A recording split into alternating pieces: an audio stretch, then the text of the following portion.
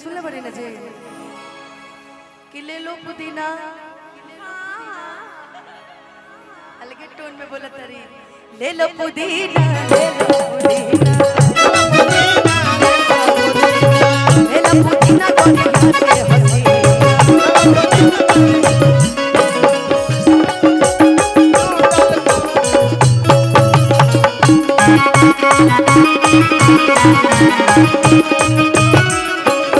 गाने का लाइन तो सारा इसका बहुत अच्छा, लेकिन जो लाइन हमें बड़ी पसंद है कल्लू जी, वो लाइन है कि लगने में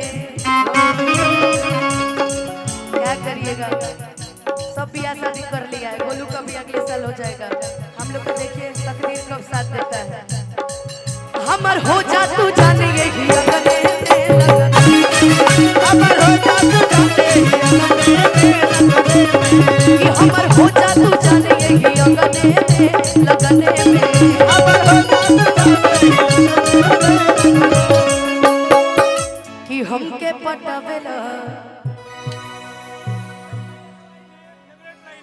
अखिलेश भैया का फेवरेट लाइन है ना कि हमके पटावेला तू फूलवे से। Thank you.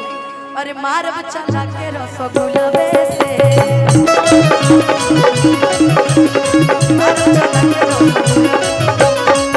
आगे आगे आंसू पहिए पीछे पीछे आंसू पहिए आगे आगे आंसू पहिए पीछे पीछे आंसू पहिए पवन जी के मान में हो तोरा दिया करा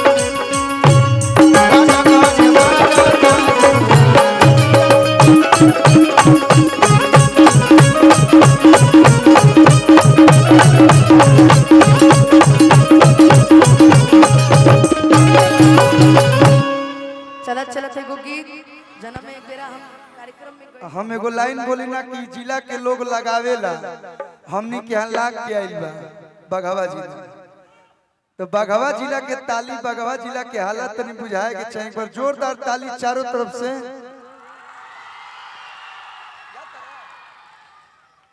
और फिर से जितना भी अतिथि लोग आइल बने लोग सब लोग के स्वागत, सब लोग के अभिनंदन। आज जैसे कि समय भी बीत रहा बा, दिने दिन के कार्यक्रम हो, काहे कि ठंडा के दिन बा, बगले में गंगा मैया बाड़ी, जैसे ही 5 बजे वैसे ही छाती पे लागे लगे एकदम मार के पैरासीटामोल खियावे लगे। तो हम बिना देरी कैले अनुपमा जी के बुलावल जाओ ना, तो अनुपमा जी के सम्मान में एक बार चारों तरफ से जोरदार ताली और जोरदार हल्ला करके आप लोग बजाई लो।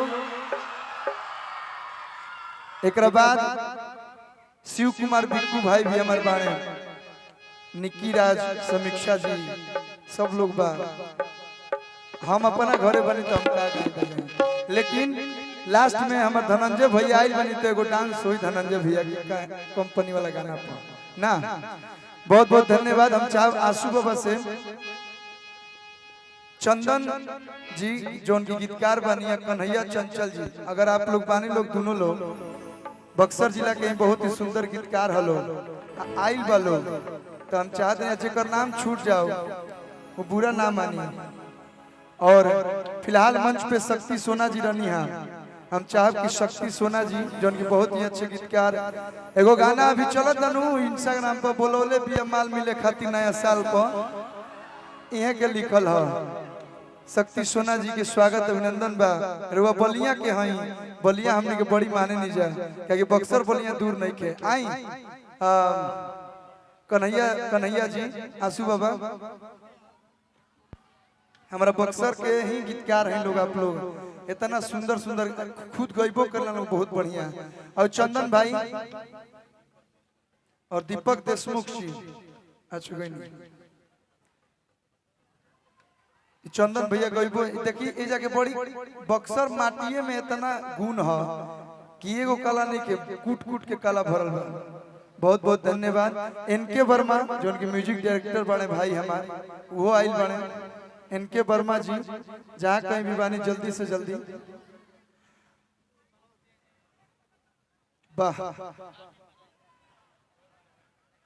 बहुत बहुत धन्यवाद। आशुतोष ओझा जी आइल बनी हनुमान पांडे जी आइल बनी वो दोनों लोग से निवेदन करब कि जल्दी से एकदम जैसे चीता की चाल चलते हुए आप लोग आते हैं दोनों लोग।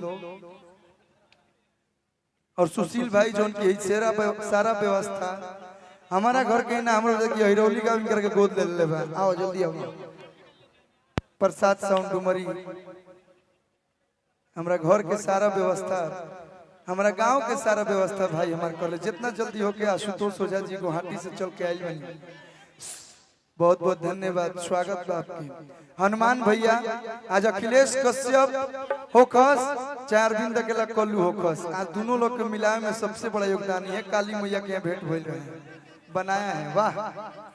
और हमनी के नयका दुल्हा कंपनी मालिक आदि शक्ति फिल्म्स के ऑनर श्री मनोज मिश्रा जी आप जहाँ कहीं भी बानी हम चाहते नहीं कि जल्दी से बहुत बहुत धन्यवाद भाई मनोज मिश्रा जी के भी मंच पे ले आओ जाए। तब तक अनुपमा यादव जी आप लोग के बीच बानी एक बार जोरदार ताली चारों तरफ से बाजे के चाहिए जोरदार ताली स्वागत है हमारे गांव में आपका